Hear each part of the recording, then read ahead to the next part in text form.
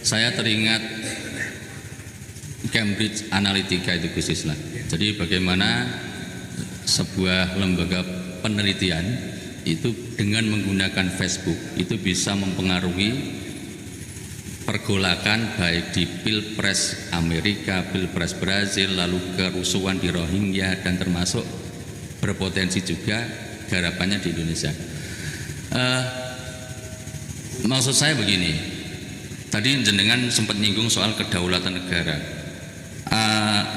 Saya ingin menambahkan di situ adanya, mungkin selaku Densus bisa menambahkan merekomendasikan kedaulatan digital, karena kedaulatan digital ini penting. Satu, terkait dengan database penduduk Indonesia dan termasuk database mindset orang Indonesia yang kemudian dipelajari oleh orang-orang luar untuk menginfiltrasi pola pikir dan pergerakan di masyarakat kultural di Indonesia.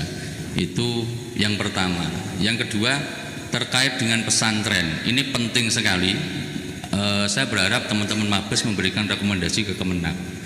Dulu zaman Sari Dovir itu kan mendefinisikan pesantren itu kan satu, ada kiainya, ada santrinya, ada tempatnya. Hari ini yang kita lihat, pesantren di online ada yang ceramahnya, pondoknya tidak ada, santrinya tersebar di mana-mana. Kan banyak orang ngaji melalui YouTube, orang mengaji melalui Facebook, video, TikTok, dan kawan-kawannya itu. Satu sisi di pesantren khususnya Kemenak itu kan mewajibkan semua pondok pesantren punya NSPP. Kaitannya itu kan sebagai basis data pondok pesantren termasuk santri-santrinya. Bagaimana kemudian menghadapi pesantren online ini? Ini kan yang susah tadi yang sempat disinggung sama Gus Halim, sama halnya membubarkan prostitusi, lalu bagaimana mengidentifikasi mantan-mantan anggotanya. Sama negara membubarkan HTI, bagaimana menelusuri mantan-mantan orang-orang HTI, artinya menjadi sangat sulit sekali. Nah ini karena ini pesantren, artinya kan ini basisnya institusi. Nah, Mabes Polri khususnya Densus 88 harus bisa tegas di situ. Tegasnya dalam hal apa? Bagi konten-konten atau akun-akun digital yang teridentifikasi infiltrasi Wahabi yang tadi sudah kita tahu semua indikasi-indikasinya, itu ya Mabes merekomendasikan ke Kominfo untuk ditutup. Karena dari situlah masyarakat khususnya perkotaan itu mengkonsumsi materi-materi soal radikalisasi tadi. Ini menjadi memaksa pegiat-pegiat agama lah, khususnya di NU ini untuk memerangi sesuatu yang tidak bisa ditebak. Sehingga kalau dulu musuhnya kelihatan, sekarang musuhnya tidak kelihatan. Itu ya, kami berharap itu adanya rekomendasi. Terus bagaimana sikap Mabes dalam mengatasi dua hal tadi. Mungkin itu aja. Terima kasih. Bismillahirrahmanirrahim. Assalamualaikum warahmatullahi wabarakatuh. Dalam asma Ridwan Baidowi, dalalah ketiban Ketua PCRMI NU Nganjuk. Ngapunten, alhamdulillah akhir-akhir ini kita dikejutkan dengan gaya sholatnya Az-Zaitun As-Syekh Panji Gumilang. Secara sederhana kalau kita lihat pergerakan Al-Zaitun sejak berdiri memang kontroversial, mulai niku LDII nopo DITI lan salitunipun. Tetapi di sisi lain kita juga ngapunten, mungkin kita pesantren bangga dengan adanya Sidogiri, adanya Lirboyo, adanya Ploso, adanya Syekhona Khalil, mungkin Tengajo niki adanya Mojosari. Tetapi di sisi lain kami dari pegiat pesantren juga dibingungkan dengan kahanan munculnya ngapunten ten Jombang ni wonten Wonosalam boarding school. belum lagi dan Malang, Wadah. Kalau di internet dulu pernah direview ada berapa pondok yang berafiliasi Wahabi. Nyuwun sewu, kalau kita lihat di Malang niku wonten pondok yang besar luar biasa pendanaannya, kita nggak nalar. Kita dari pesantren NU niku kadang nggih golek proposal nggih ngapunten kadang isin kadang boten. Di sisi lain pergerakan pesantren yang minhum itu luar biasa. Mungkin kalau kita lihat Amanatul Ummah ya alhamdulillah ya Asep Saifuddin Halim, kalau ten Lirboyo ada Ning Aina, kalau ten Lebo enten Gus Ali Bumi Solawat, Wadah termasuk keringan niki gebrakan Kiai Sahroni Miftahul Huda, Mojosari wonten Al-Mardiyah SMP Islam. Salah satu mungkin gerakan NU untuk mengimbangi pergerakan ngapunten kula mboten sebutan Malang luar biasa. Gampangane enten kathah enten sing like lead dan sebagainya. Di sisi lain saya pribadi mikir ngeten. Ini danane kondi. Apakah negara tidak bisa hadir untuk memangkas? Saya yakin Kementerian Keuangan nopo-nopo lah. Kalau goblok ini dana ini disumpetin piye ben gak iso bangun. Di sisi lain juga ngapunten niki wonten Pak Afif sampai Kemenak. PD Pontren beberapa bulan yang lalu Dirjen PD Pontren dolan ten Pondok Dalem. Kula nggih tangket kali Profesor Waryono Abdul Ghafur. Ini kalau kita tegas izinnya ini ngapunten Mahat Ali ngapunten Syafiq Basalamah kada Mahat Ali ten Jember napa Lumajang niku luar biasa. Mahat Ali jebolan minhum berjenggot cengkrang itu luar biasa. Nah ngapunten secara sederhana posisi negara ini mboten di mana mboten iki kok napa kita harus tegas kados Densus 88 kados suarane panjenengan tidak hanya tegas secara oral tapi tegas secara aturan. Apakah memang kita ini ikut pasal 29 ayat 2 negara menjamin kebebasan penduduk untuk memeluk agama dan kepercayaan terus akhirnya karu-karuan ini sehingga Panji Gumilang berani sholat id di depannya ada orang non muslim dengan semangat budaya toleransi dan semangat perdamaian yang overacting dan karu-karuan. Nah ini menurut saya ketika mungkin Kemenak lan salintunipun pemerintah ini benar-benar tegas secara aturan bagaimana kula tangklet ten Malang pondoke delalah kula iki rada beling kula dolan ten Wonosalam dolan niku tangket ya ada izinnya. Di Samarinda itu enten nyontoh pondok kula namanya Rahmatal lil Alamin Boarding School. Kula rene abune mbangune ra karuan lantai 9. Kula lantai 3 megap-megap bulan gitu. Lah niki ini bagaimana ini? Kalau menurut niki curhat ya, pemerintah posisinya di mana? Tur yok nopo niki? Karena dia juga berizin, Mahat Ali juga bermunculan. Kalau nate tangklet kalih Gus Lukman Termas terkait munculnya Mahat Ali ini pula. Niki kan yang mengeluarkan izin juga pemerintah. Kalau tadi di awal poin pertama uangnya dari mana? Mungkin sakit lah. Nah ini kemudian isinya untuk tinggal nopo perlu ya tidak perlu sehingga tidak bisa berkembang atau memang kita ini sangat toleran sehingga izin juga bermunculan. Mungkin kalau nganjuk niki dalam kali PD Ponten sama kerjasama pokoknya nenek pondoknya sebelum dikeluarkan izinnya diskusi untuk level nganjuk mawon. Tapi untuk di nasional Pak Waryono nggih Profesor Waryono Abdul Ghafur yang kebetulan juga PPRMI terus dalam butuh pencerahan saking panjenengan bagaimana biar bahasa lama zawas dan model-model itu tidak terus berkembang gitu loh. Karena nggih ra karu-karuan Jombang niki sakniki pun ditutup ketinggali tidak maksiat Wonosalam boarding school. Kula pribadi miris karena di situ lahir Kiai Asy'ari. Kok muncul Wonosalam boarding school yang bangunnya dengan SMA Tren Saint Tebuireng kalah ketinggali saking banteri. Dan ini monggo Gus Islah dalam nyuwun dawuh saking panjenengan. Matur nuwun wal muwaffiq ila thoriq. Assalamualaikum warahmatullahi wabarakatuh. Waalaikumsalam warahmatullahi wabarakatuh. Saya yang tadinya ngantuk langsung bangun begitu mendengarkan pemaparan dari Gus Islah yang berapi-api. Rokok mati nyala kembali. Niki luar biasa, monggo tepuk tangan biar tidak ngantuk. Gus, kula badhe tanglet niki terkait dengan bagaimana menanggapi ahwal guru-guru kita.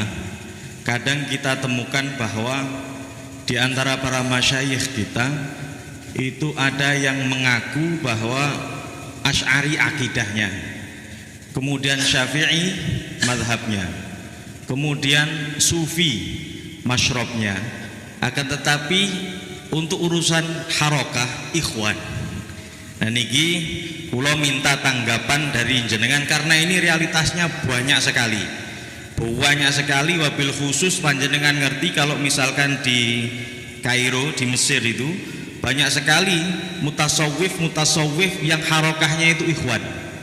Saya nggak nyebut selain Kairo karena kalau yang di Sudan insya Allah sufi lah, karena ikhwan sudah binasa, amin.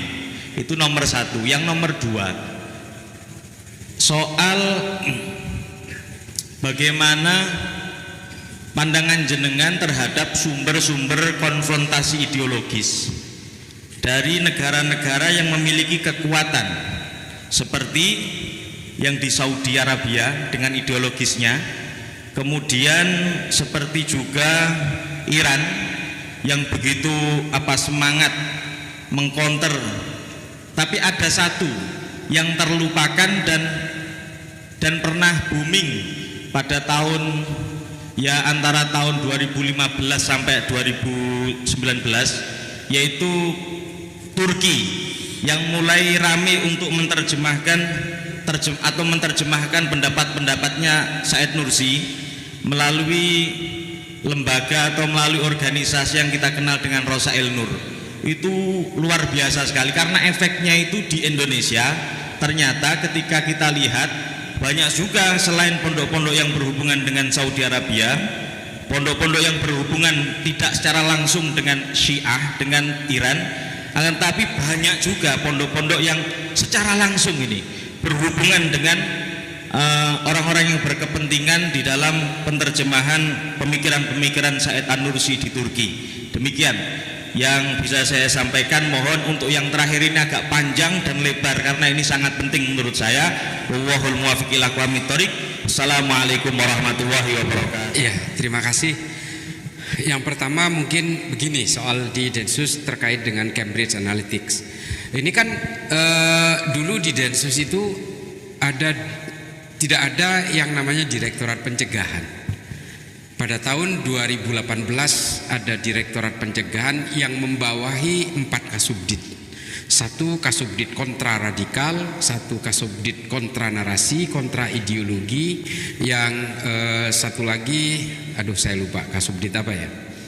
Tapi yang pertama adalah yang paling penting adalah kasubdit kontra narasi ini adalah bertugas terhadap persoalan-persoalan dunia maya. Nah makanya dari kalau ada pesantren di sini misalnya ingin mendapatkan pelatihan algoritma media sosial dan digital, itu kami menerjunkan tim untuk memberikan pelatihan kepada para santri, tapi antriannya memang panjang. Saya mengajukan pondok pesantren dan juga Ansor Malang, itu saya sudah ajukan 7 bulan yang lalu, baru akan dilaksanakan bulan depan. Karena memang antriannya panjang dan ini timnya memang terbatas. Karena nanti diajari bagaimana cara untuk berusaha melakukan penetrasi menurut sesuai Cambridge Analytics yang bisa mengubah persepsi orang, melakukan intervensi-intervensi ideologis, termasuk proses-proses firewall dan hacking. Nah ini kita ajari ke santri-santri dan ini berkeliling timnya, tapi memang antriannya panjang.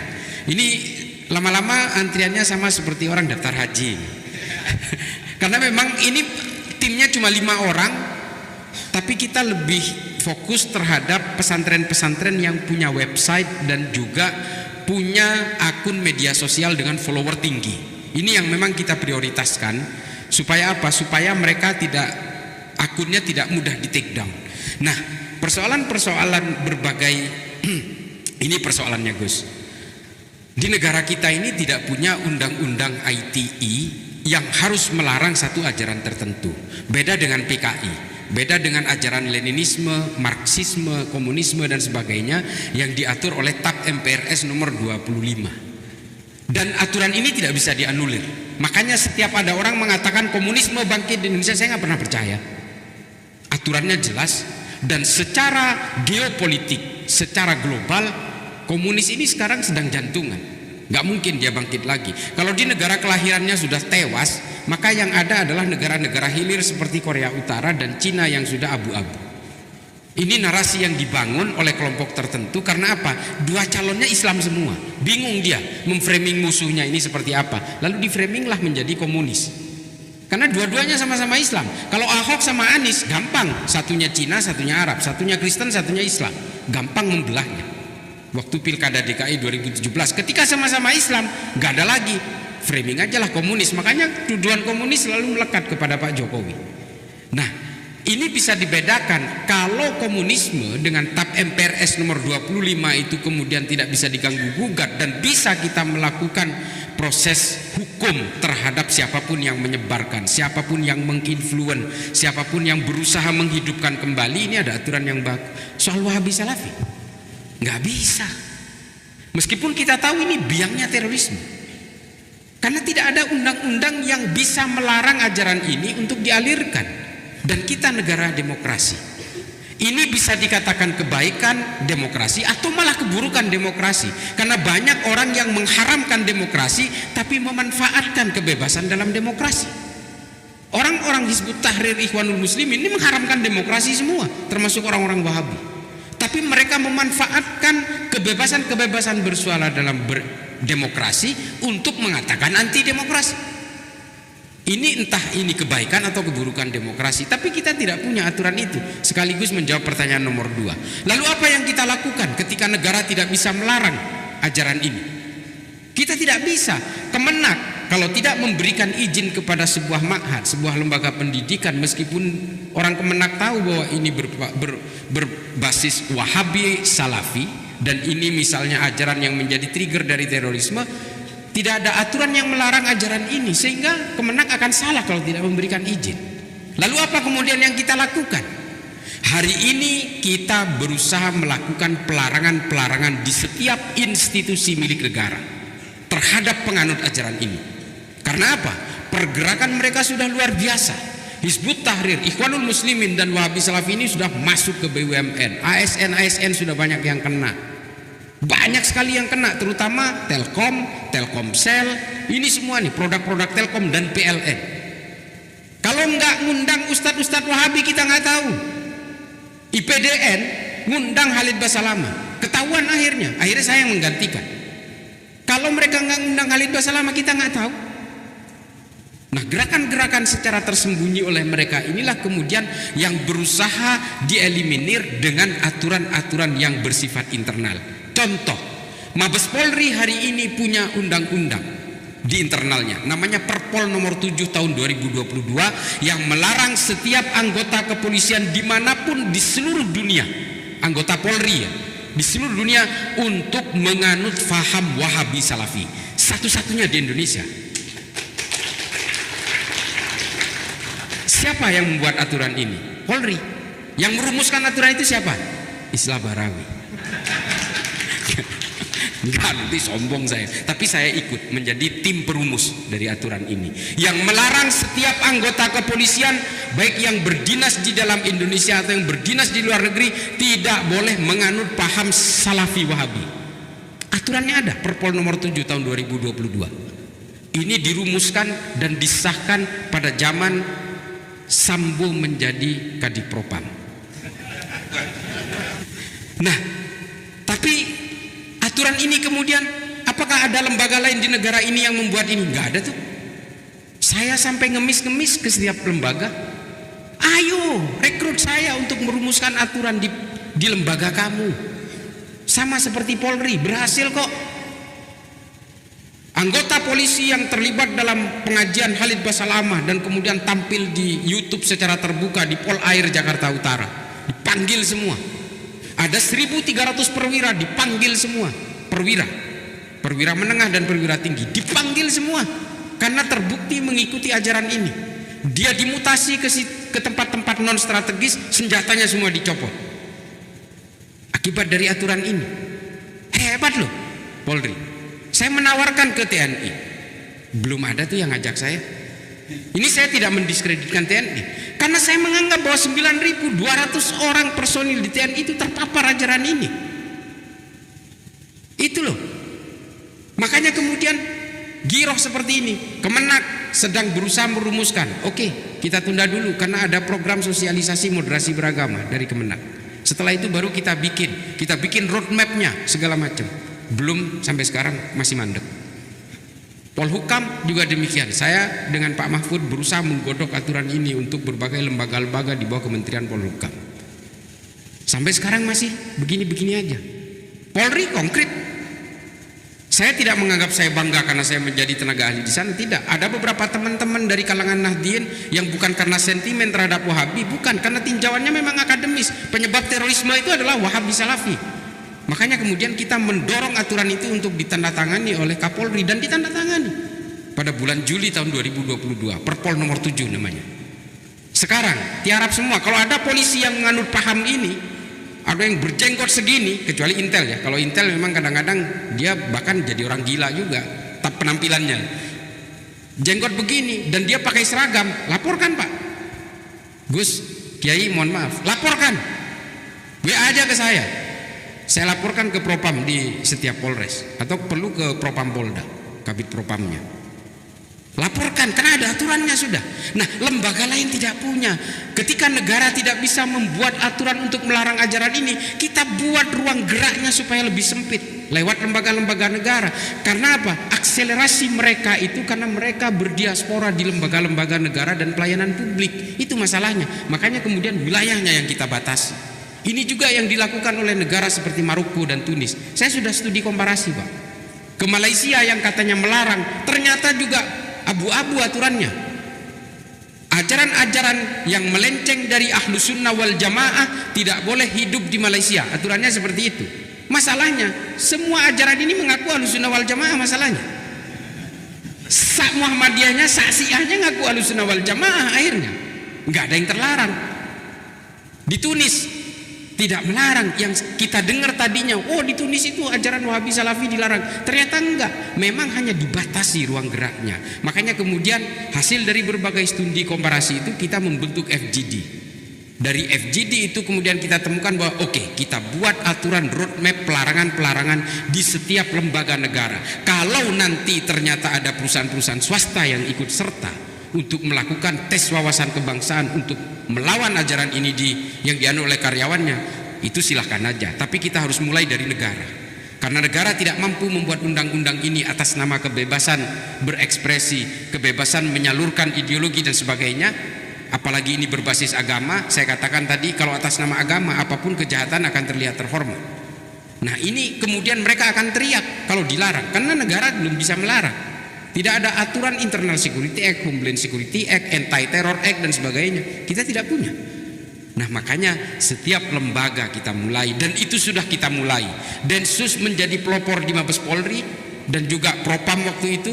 Dan hari ini Densus ngemis-ngemis ke berbagai lembaga negara untuk membuat aturan yang sama, tapi semuanya belum ada gayung yang bersambut. Miris. Miris. Saya berani ngomong begini, teriak-teriak di mana-mana. Ini sama aja nggak ada artinya kalau negara tidak hadir. Dan ini saya ngomong begini karena direkam. Kalau nggak direkam ya saya ngapain ngomong begini. Tolong sebarkan ini, biar negara mau bergerak. Kita nggak gelisah dengan keyakinan orang, kita nggak gelisah dengan manhaj orang, tafsir orang, bukan. Tapi ketika dia mempetak-petakkan dan mengkotak-kotakkan dan mengadu domba masyarakat, ya ini harus kita lawan. Mau Kristen kek, mau Islam kek, mau Wahabi kek, mau Yehova kek, ya kita lawan lah. Gitu. Lalu kemudian yang terakhir nopo? Aduh, nopo lagi, sok tahu. Yang terakhir terkait beberapa pemikiran keislaman. Oh iya, seperti yang ini. Jadi waduh, ini jawabannya sebenarnya panjang. Kalau kita mau berbicara tentang genealogi ideologis pergerakannya mulai dari zaman the early republican system, republic system, late republic system, lalu kemudian kekaisaran Bizantium, kekuasaan politik Arab, pergerakannya mulai dari abad pertengahan sampai ke Saudi, dari Saudi ke Mesir, dari Mesir kemudian berpindah ke Turki, tumbangnya ke Khilafahan Utsmani 1924, Sultan Abdul Majid kedua. Ini memang panjang sekali, harus saya runut satu persatu. Lalu bagaimana kemudian ideologi itu bergerak dan digunakan akselerasinya oleh negara-negara barat. Ini tetap saja hubungannya ke negara-negara barat, termasuk berbagai perpecahan yang terjadi di dalam Kristen. Ini juga bagian dari pergerakan-pergerakan ideologi untuk kepentingan geopolitik. Dalam politik itu, waduh ini sangat akademis sebenarnya. Dalam politik itu ada yang namanya shifting strategy political global game. Nah, berbagai kelompok firqoh-firqoh di dalam ajaran-ajaran ini kadang-kadang dipakai oleh negara-negara barat dan kemudian dibawa oleh operasi-operasi intelijen untuk dijejalkan ke berbagai lembaga pendidikan. Nah, inilah yang terjadi di Afghanistan ketika Deobandi yang sebenarnya bukan Wahabi lalu kemudian dipaksa dikonversi menjadi Wahabi lewat operasi-operasi intelijen waktu itu. Panjang. Lalu bagaimana kemudian Pakistan yang tadinya berbasis Sufi, berbasis tasawuf, lalu kemudian Laskar At-Taiba dibentuk oleh Ziaul Haq, lalu operasi intelijen barat dan juga Arab Saudi masuk dan berhasil mewahabikan semua lembaga negara di Pakistan. Termasuk juga kita jangan terlalu meyakini bahwa Sudan hari ini dikuasai oleh kaum Sufi. Tidak. Sejak Hasan Turabi mengubah dan mengkonversi keyakinan-keyakinan sufistiknya Gus, kemudian menjadi Wahabi, ini menjadi petaka di Sudan sampai hari ini. Sudan kemudian menjadi melting pot dari berbagai pertarungan ideologi. Perang yang terjadi di Sudan hari ini juga menjadi pertarungan ideologi antara kelompok pro-demokrasi yang pro-Amerika dan kelompok-kelompok yang ingin settlement dalam kekuasaan politik di bawah penetrasi Rusia. Ini nggak mudah memang. Pergerakan-pergerakan ideologi memang selalu menggunakan ijtihad-ijtihad tertentu untuk berusaha diplanted, ditanam di dalam suatu negara dan kemudian dikembangbiakkan. Kita dulu ada satu kelompok namanya Ghafatar. Ghafatar ini aneh.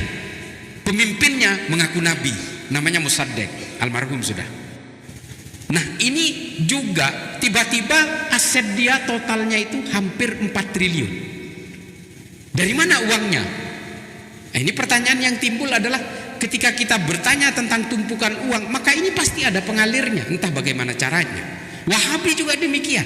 Wahabi ini uangnya tidak berseri karena ditopang oleh dua negara besar, Saudi dan juga Qatar dan juga Kuwait. Coba perhatikan itu, penyumbang-penyumbang pesantren yang berafiliasi kepada Wahabi itu kalau nggak Kuwait, Qatar, itu Saudi. Nah, dulu ada Al-Haramain, nama yayasan dari pemerintah Saudi yang menyalurkan uang itu. Tapi kan ternyata uang itu mengalir ke kelompok teror, dari Al-Haramain dibubarkan. Ada satu sekolah binaan Wahabi di sini namanya Lipia. Nah, ini banyak produknya. 22 alumni Lipia inilah yang ditangkap oleh Densus, termasuk Oman Abdurrahman dan Abu Nuaim. Ini produk mereka semua. Kenapa nggak bisa dibubarkan? Ya nggak bisa, karena memang kita tidak punya undang-undang untuk membubarkan lembaga pendidikan. Kurang apa Al-Mu'min Ruki itu? Semua alumninya menjadi teroris semua. Hampir semua, bukan semua. Hampir semua. Dan yang ditangkap Densus itu mau ditangkap di Bengkulu, di Lampung, atau di Poso, atau di Ambon, atau ditangkap di ujung-ujung sana di Pulau Sumatera itu. Alumni Ruki. Kenapa kok belum ditutup? Karena kita tidak punya perangkat undang-undangnya. Nah, berbagai lembaga pendidikan berbasis Wahabi. Sekarang ada Sunnah Nusantara di Riau. Sunnah Nusantara. Kita nyebut Islam Nusantara, udah diserang habis-habisan nanti kalau naik haji ke Borobudur. Ini luar biasa ini. Jadi dengan cepat. Dananya dari mana? Ya dari negara ini dengan berbagai liku-likunya. Dulu dana yang masuk ke Indonesia itu 52 juta US dollar per tahun dari gerakan Wahabi internasional. Ketika Saudi masih kenceng-kencengnya duitnya, uangnya masih nyembur dari dalam bumi Saudi. Hari ini Saudi sudah sadar di bawah Pangeran Muhammad bin Salman. Negara saya ini nanti kalau hidup dengan Wahabi, ini kata Muhammad bin Salman, nanti Saudi ini akan menjadi negara paling primitif di seluruh dunia kalau kita bertahan dengan ajaran ini. Makanya kemudian mereka mengubah hari kemerdekaannya. Hari kemerdekaan Saudi itu dirubah. Coba bayangin, negara mengubah 17 Agustusnya coba. apa? Ingin memutus mitos politiknya dengan Wahabi. Yaumit Taksis namanya. Itu dirubah menjadi 22 Februari. Karena hari kemerdekaan sebelumnya mengacu kepada pertemuan Muhammad bin Abdul Wahab At-Tamimi dengan keluarga Ibnu Saud. Lalu kemudian, wah ini terus akan terbawa nih Muhammad bin Abdul Wahab ini dalam sejarah politik kita. Akhirnya dirubah hari kemerdekaannya ke 22 Februari mengacu kepada keluarga Ibnu Saud ketika mencanangkan kemerdekaan untuk Saud dari Kekaisaran Utsmani. Sebelum ketemu dengan Muhammad bin Abdul Wahab. Ketemu Muhammad bin Abdul Wahab tahun 1744. Dirubah ke mengacu kepada tahun 1727. Dirubah. Pas Yaumit Taksis itu saya di Saudi. Saya menyaksikan bagaimana mereka ingin memutus politiknya dengan Wahabi mati-matian sampai hari kemerdekaannya dirubah coba. Ini kan konsensus satu negara yang dia rubah. Nah ini salah satu bukti ketika Saudi sudah enak dengan Wahabi, kita di sini makin jadi nih orang-orang. Ini loh anomali sekali. Nah makanya kemudian ketika orang-orang barat sudah lepas dengan satu infiltrasi ideologi yang dieksportasi paksa ke satu negara, maka kemudian dia melepaskan itu dan membiarkan itu menjalar secara autopilot. Sama seperti komunis. Komunis kurang apa? Dia sudah tumbang di negaranya sendiri di Rusia dengan glasnost dan perestroika. Yang makin jadi itu Korea Utara. Nah Wahabi juga demikian. Di Saudi sudah ditolak oleh kerajaan Saudi, yang makin jadi itu di negara hilirnya seperti Indonesia ini. Nah ini bagaimana kemudian genealogi politik dan ideologi itu bekerja, termasuk Said Nursi yang kemudian melakukan infiltrasi ke sini. Ini terus terang dulu yang namanya oposisinya Erdogan itu juga dulu pernah populer di sini. Bahkan dianggap bahwa oposisinya Erdogan ini sama dengan Gus Dur, orangnya sangat plural. Yang sekarang ada di Amerika itu mengasingkan diri, yang berusaha memantik pemberontakan pada tahun 2016 itu. Berusaha dijejalkan ke sini ideologinya, dan that is how ideology works. Jadi ideologi itu memang selalu menjadi sasaran utama kepada suatu negara untuk dihancurkan. Sama semua polanya. Kita pernah mengekspor ideologi? Nggak pernah. Bahkan ada salah satu mantan wapres di sini yang ngundang Taliban ke sini. Taliban suruh hidup di sini. Jangan sebut kalau itu Pak Yusuf Kalla, kelepasan lagi. Ngundang Taliban, anggapannya Taliban ini sama dengan NU katanya. Loh, bukannya NU loh yang disuruh ke sana gimana? Nah ini adalah anomali-anomali bagaimana orang-orang kemudian berusaha menguasai satu cangkang politik di suatu negara, berusaha mengimpor paksa berbagai ideologi untuk hidup di sini. Dan ini adalah kepentingan geopolitik global, bagian dari shifting strategy of global game. Wah panjang ini, makin ruwet nanti kita kalau bicara ini. Kita berbicara tentang bagaimana teori operasi intelijen, tentang ideologi. Matang ini, banyak sekali, saya harus pakai slide nanti wah berat. Nggak nyampe nanti. Sombong amat. Nah ini Bapak Ibu sekalian, para Gus, para Kiai, para guru, kita nggak usah ruwet-ruwet lah. Intinya begini, Gus, Kiai, mari kita pertahankan NU ini sebagai mainstream, arus utama dari cara hidup kita berbangsa dan bernegara. Itu saja. Ini adalah mainstream backbone yang harus kita jaga. Kalau kita tidak sanggup menjaga NU, percayalah kita akan menjadi Somalia, Liberia, Nigeria, Sudan, Mali, Suriah, Pakistan, Afghanistan, Republik Afrika Tengah, Seleka, Antibalaka, macam-macam. Hancur-hancuran Pak. Saya merasakan sendiri di negara konflik itu bagaimana kemudian malaikat maut itu terbang ke sana kemari nggak jelas. Kita nggak tahu apa kita akan nikung sedikit akan mati di situ atau kita jalan lurus kemudian bom meledak dan kita hancur berkeping-keping. Nggak pernah tahu kita. Kita enak di sini, masih bisa minum ini.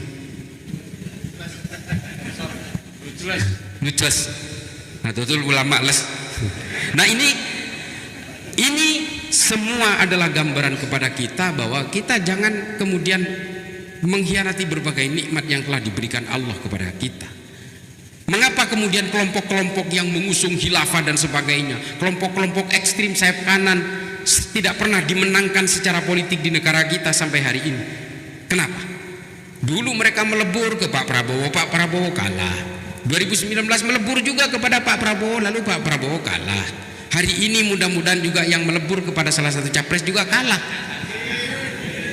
Ini bukan kampanye politik. Kenapa kok bisa mereka ini seolah-olah sulit untuk menang secara politik di negara kita? Karena Allah masih menyayangi bangsa ini. Saya kira itu ya. Cukup, ini saya mau ke Jakarta loh. Kalau pulang ke Madura enak, cuma 2 jam. Ini ke Jakarta, masih panjang perjalanan saya. Mudah-mudahan ini bisa menjadi maslahat bagi kita semua. Kurang lebihnya mohon maaf. Wallahul muwaffiq ila aqwamit thoriq. Wassalamualaikum warahmatullahi taala wabarakatuh. Waalaikumsalam warahmatullahi wabarakatuh. Aplaus untuk Gus.